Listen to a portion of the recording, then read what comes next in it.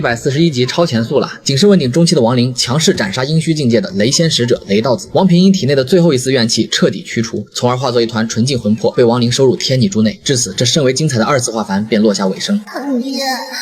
药很苦。爹，药很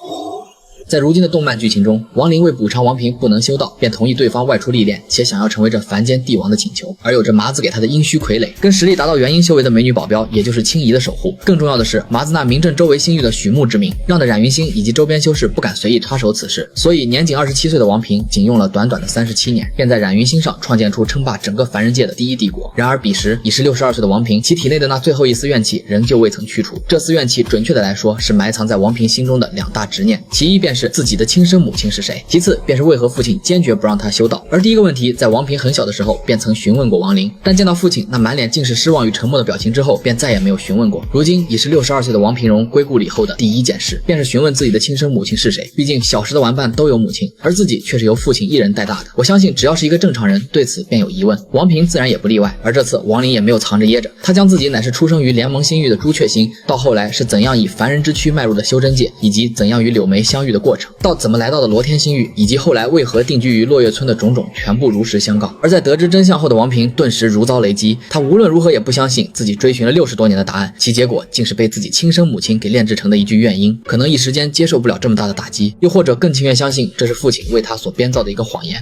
次日，心灰意冷之下的王平便带着青怡离开了汽水城，他2人定居在一处边陲小镇，过起平凡生活。这么一待便是10年。然而彼时麻烦也在悄然逼近。原来当初麻子在千幻星冒充雷仙使者一事，便被雷仙殿所知晓。实力达到阴虚境界的雷仙使者雷道子奉命前来冉云星调查此事。本来以他的修为是根本察觉不到麻子的，但却无意间遇到了仅是一介凡人的王平。这个愣头青不仅直接道出了王平是一个怨婴的真相，且为抢走守护对方的阴虚傀儡，竟然欲要对王平出手。关键时刻是咱麻子哥及时赶制。如今亡灵的修为经过70多年的化凡，其实力已经彻底稳固在问鼎中期，至于意境则是一跃达到了问鼎后期。咱麻子哥仅是以自身修为配合阴虚傀儡，加上解开第3道封印的雷兽，便与这雷道子战了个五五开。但让这雷道子真正吓破胆的，乃是王平体内的那2道净孽剑气。先前有些匆忙，他并未来得及看清，如今认真一看，顿时倒吸了一口凉气。因为若是亡灵取出这2道剑气，那么自己即便不死也得落得个终身残疾，所以他在第一时间便掉头就跑。而咱麻子哥也仅是先让阴虚傀儡与雷兽去短暂的纠缠住雷道子，自己则是留下来与王平做一个最后的道别。因为先前雷道子的缘故，致使王平更加的坚信亡灵并未骗他。而麻子此次不仅正面回应了此事，且将对方为何不能修道的原因道出，那就是王平本身就是由剑气所化，他不仅修不了道，更不允许修道，一旦如此便会彻底的烟消云散。这下王平顿时明白了一切，而这也正是他的一大心结。因为王平一直想要修道的原因也很简单，那就是他想要永远的陪伴在父亲身边。当初麻子没有明说，是因为一旦说了的话，不仅年幼的王平会受打击，其体内的怨气也会因为执念的消除，从而重新变回一丝魂魄。而亡灵想要的则是给他一世完整生活。这也导致王平认为父亲就是一个仙人，但一直以来不让自己修道，更不容许学习孙爷爷留下的法术。难不成父亲并不是那么的爱自己吗？如今伴随着所有真相浮出水面，王平也明白了当初父亲的良苦用心，他不再纠结于自己的母亲，因为在王平眼中只有父亲，是父亲给了他重新活一次的机会。恍惚间，他仿佛回到了小时候喝药的场景。爹，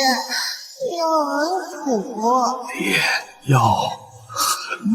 苦。而不再有任何执念的王平，伴随着体内最后一丝怨气的驱除，则是变成一枚干净的光团，被亡灵收入天拟珠内。至于青怡，因为他这么多年与亡灵相处出了很深的感情，并因此感悟出自己的不悔意境，所以在王平离开的那一刹，他便也放弃寿元的化作魂魄，跟王平一起被亡灵收入天拟珠中，永远的以这种方式安静的陪伴在王平身边。而接下来，那作为那始作俑者的雷道子，那麻子哥自然是不能放过对方。亡灵直接掏出10亿尊魂幡，虽然魂魄数量远比不上巅峰时期的10亿，但当初虎袍给他送来的那1亿多魂魄中，便有着数位问鼎魂魄，应变魂魄更是不计其数。再者他自己收集的问鼎之魂也有着数名，并且威力最大的第4魂也被他给寻了回来。因此麻子直接用这些魂魄凝聚出3个实力堪比问鼎大圆满的主魂。雷道子一瞧，那这仗还打个屁啊！阴虚傀儡加上这么多魂魄以及一头雷兽，最重要的是那2道净孽剑气啊！他现在想要逃生的希望可是微乎其微啊！于是他干脆向亡灵低头道歉起来，并希望对方放他一马。但咱麻子哥乃是何等人也啊！要是道歉有用的话，那我还修个屁的仙了。可亡灵也没打算跟他硬刚，而是给这雷道子下了一个套，那就是哄骗对方，说要在他身上设置一道奴印，让其在自己身边守护千年。其实麻子是想以炼制仙位之法，将其给炼成一具傀儡罢了。雷道子一听，一个奴印那有啥大不了的，等以后自己的实力恢复一些，破除个奴印也用不了多长时间。然而等他发现麻子是想要将他炼制成傀儡时，已经为时已晚，加上这雷道子也是有些心不甘情不愿的，所以最终炼制此傀儡便以失败告终。总的来说，这雷道子并非是被麻子给锤死的，而是以炼制傀儡给坑死的呀。至于接下来便是王林想要收取望月之骨，即将与有着臭宝之称的贪狼相遇了。